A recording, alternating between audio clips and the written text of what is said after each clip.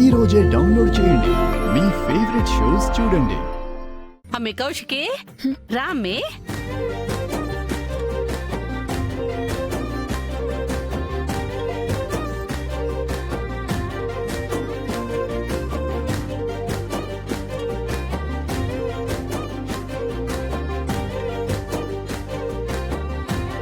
వీళ్ళిద్దరు ఫంక్షన్లో కనిపించకూడదు.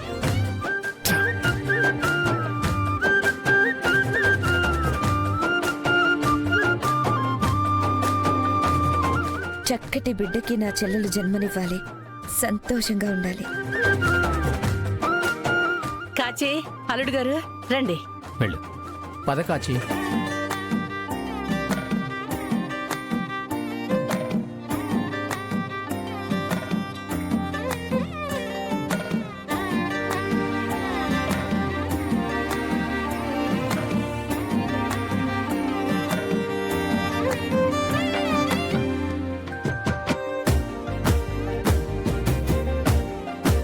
పిల్లా పాపలతో చల్లగా ఉండు మధు. అమ్మే నిషి నువ్వు కూడా రామ్మే.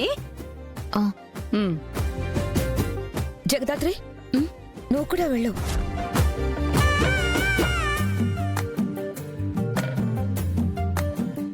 వెళ్ళు. అలాగే వదినా.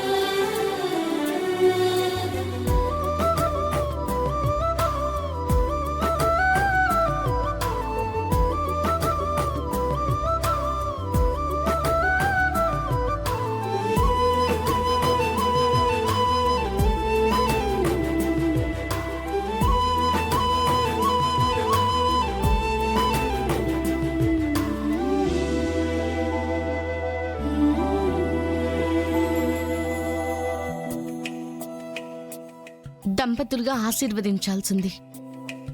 మాకు ఆ భాగ్యం లేకుండా చేశారు.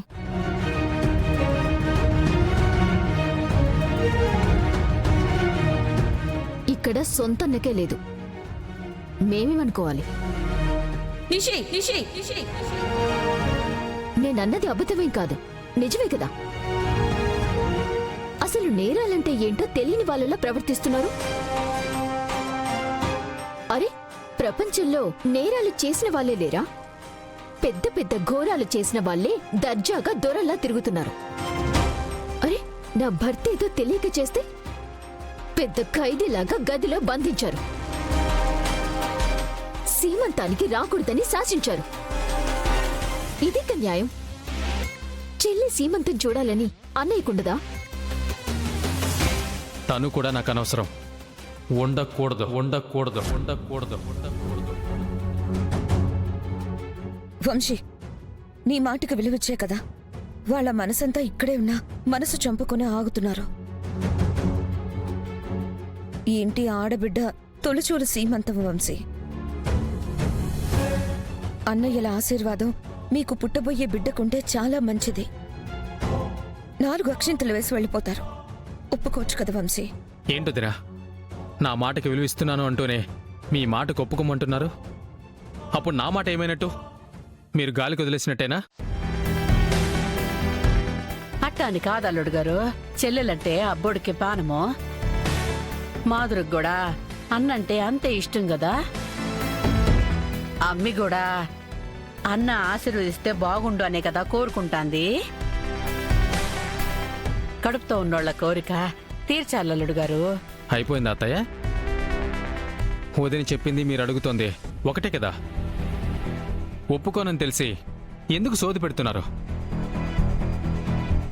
నా భార్య కోరిక ఇదే అయినా నేను తీర్చను. అది తీరకపోయినా పర్వాలేదనుకుంటాను. తీర్చకపోతేనే అదే నా భార్యకు పెద్ద ఆశీర్వాదమని సంతోషిస్తాను. చాలా ఇంకేం చెప్తాం అల్లుడు గారు? వైజయంతి, ఇష్టం లేనప్పుడు బలవంత పెట్టద్దు. అల్లుడు గారు ముందు చెప్పిందేగా చెప్తున్నారు, ఇంకెవరూ అడగండి.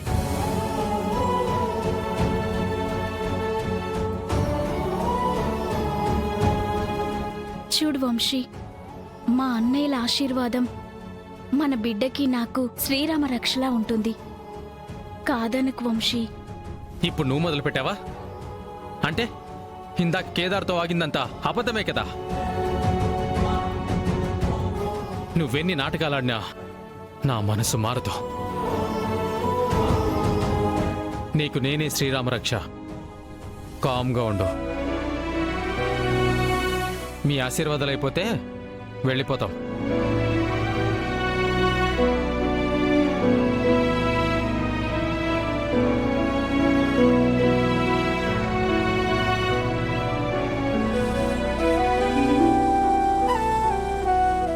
రేయ్ వంశీ, రేయ్ వంశీ, రేయ్ వంశీ.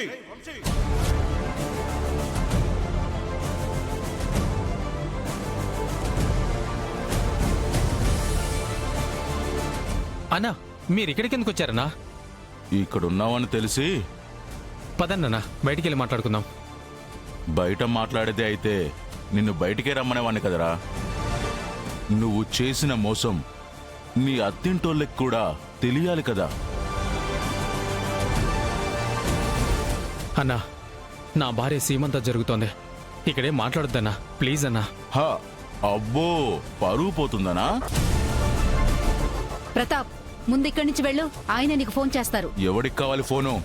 నాకు కావాల్సింది నీ కొడుకు నాకు ఎగ్గొట్టాలని చూస్తున్నా నా 10 కోట్లు, నా 10 కోట్లు, నా 10 కోట్లు. 10 కోట్ల? ఒక నెలలో ఇస్తామని ఆయన నీకు హామీ ఇచ్చారు కదా. గొడవ చేయకుండా వెళ్ళు. ఏంటి వెళ్ళేది? మీ వారు నెలలో ఇస్తానన్న హామీ దాటి నెల దాటింది. వీడు వేసుకోమని ఇచ్చిన చెక్ బౌన్స్ అయ్యి 10 రోజులయ్యింది. చేత కానప్పుడు బిజినెస్ చేయడం ఎందుకు? బిల్డప్ మాటలు చెప్పి మా దగ్గర అప్పులు చేయడం ఎందుకు?